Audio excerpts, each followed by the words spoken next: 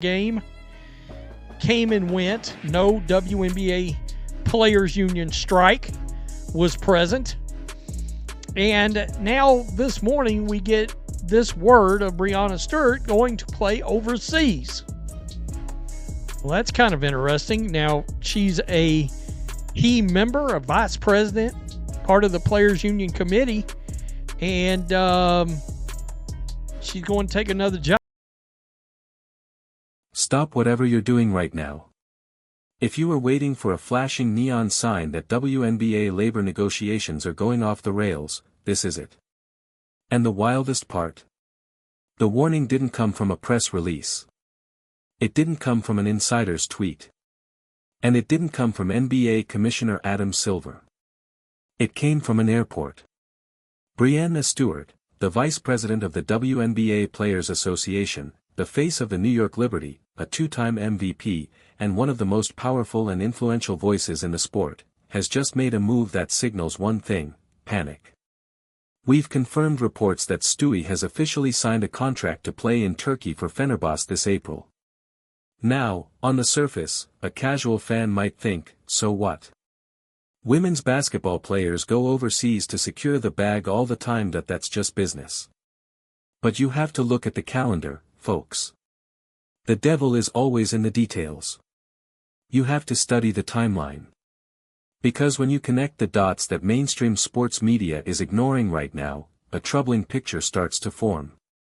Breanna Stewart's sudden departure is a massive, blaring siren that the 2026 WNBA season, the most anticipated season in the history of women's sports, could be in very, very serious jeopardy. Welcome back to the channel. Today we're breaking down why the vice president of the WNBA Players Association just grabbed a life vest, why the Caitlin Clark boom may be heading toward a brick wall, and why we could be staring straight down the barrel of a catastrophic WNBA lockout. Let's get into it. This is tone deaf. This is, Pops always told me, yo son, Pac, make sure you read the room. Read the room. Pops always told me to read the room. Breanna Stewart, you are not reading the room and understanding the situation. For you to go and pull this move, I know it's only for a week or whatever. This is bad timing, man. This is a bad look. The optics are nasty. Let's look at the exact timeline. Breanna Stewart has signed with this Turkish super team specifically to play in the EuroLeague Final Six. This is the pinnacle of European basketball. It's intense. It's grueling. And it runs from April 15th to April 19th. Do you know what else is scheduled for April 19th? WNBA training camp. Literally the exact same day. Now let's think about this logically. The vice president of the WNBA Players Association, the person who's supposed to be sitting at the head of the table, staring down billionaire owners and fighting for a new collective bargaining agreement, is committing to be on another continent on the very day her league is supposed to open its doors. That's not a coincidence. That's a statement. By signing this deal, Breanna Stewart is essentially double booking herself.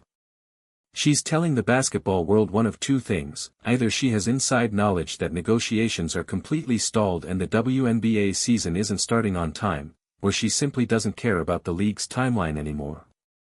Think about the message this sends to the rank-and-file players. Imagine being a rookie, or a bench player making the league minimum, already anxious about a potential lockout. You've got rent to pay. You're looking to your union leadership for reassurance, for stability, for direction. And instead, you see your vice president signing a massive six-figure deal in Europe during the exact same weeks you're supposed to report to camp.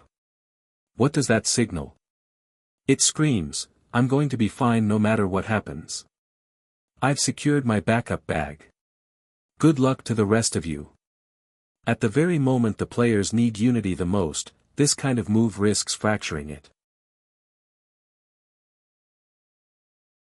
Trying to get a damn deal done over here. Over here. You going and signing all the way over there. Wait a minute, man. Wait a minute. This is the thing. For one, y'all greed is already starting to show. Actual WNBA players are calling you guys, some of you WNBPA board members, greedy. They're calling you greedy. the players in which you are representing, okay? The EuroLeague Women Final Six will be hosted in Spain from April 15th through the 19th, 2026. WNBA training camp is scheduled to begin April 19, with the season commencing on May 8th. So, assuming Stewart plays. This move looks even worse when you factor in what happened just days ago. Adam Silver went on national television and sounded the alarm. He used the word urgency, that he warned everyone that we're at the 11th hour. He essentially told both players and owners, the clock is ticking, and if a deal isn't signed by April, this season could go down the drain. And how does the VP of the union respond to that warning? She books a one-way flight to Istanbul. Think about that for a second. Imagine the CEO of a Fortune 500 company leaving for a 2-week vacation right before a multi-billion-dollar merger is supposed to close. The shareholders would revolt. Well, the fans are the shareholders of the WNBA, and right now they're looking at the bridge of the ship and realizing nobody seems to be steering the wheel. But it gets even crazier that we have to talk about the prioritization clause. For those who don't know, during the last CBA negotiations, WNBA owners drew a line in the sand. They created what's called the prioritization clause, which basically states that players must prioritize the WNBA over overseas leagues. That if you don't report to WNBA camp on time because you're playing in Europe, you're ineligible to play that WNBA season. By signing this deal to play in the EuroLeague finals, Breanna Stewart is essentially thumbing her nose at the very clause she agreed to. She's publicly testing the league. She's daring them to fine her. She's daring them to suspend one of their biggest stars,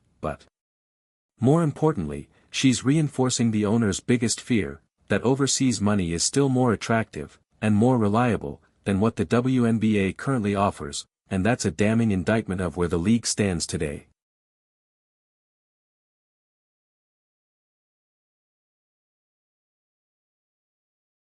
Y'all robbing people from one thing and one thing only. The one thing y'all know they actually want, which is to see Caitlin Clark play. That's all y'all doing right now. And it's nasty work. Here it says, and this brings me to a point that is honestly going to make a lot of people angry. We need to talk about Unrivaled. Breanna Stewart, along with Nafisa Collier, literally founded this new 3-on-3 league. But do you remember the entire marketing pitch for Unrivaled? The whole point was to pay players enough during the winter so they wouldn't have to go overseas. It was supposed to protect their bodies, keep them in the States, and build domestic hype year-round. They sold the investors on this idea. They sold the fans on this idea. Yet, here we are. The founder of the league built to stop players from going overseas, is going overseas. It completely undermines the very mission she claimed to be championing. It sends a mixed message to the entire basketball ecosystem. It says, stay home and build the game in America, unless, of course, a Turkish billionaire offers you a bag. Then, by all means, take the flight. It shows that the economics of women's basketball are still fundamentally broken. But worse, it shows a massive disconnect in leadership. You cannot be the revolutionary trying to fix the system in America while simultaneously exploiting that old system in Europe the moment things get tough. But let's talk about who really loses here. Let's talk about those 3.5 million new fans. Let's talk about the Caitlin Clark effect. Right now, Caitlin Clark is in an Indiana gym, working out and grinding for her second season. She is driving unprecedented ticket sales. She is generating insane hype.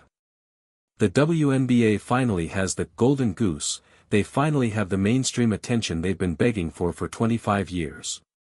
If this season is delayed, if training camp is pushed back, or if games are cancelled because the players are on strike or union leaders are busy playing in Turkey, that momentum dies.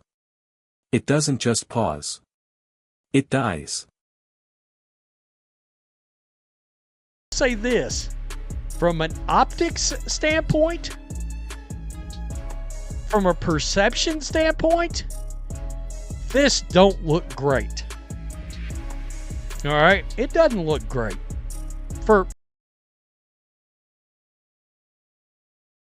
So, where does this leave us?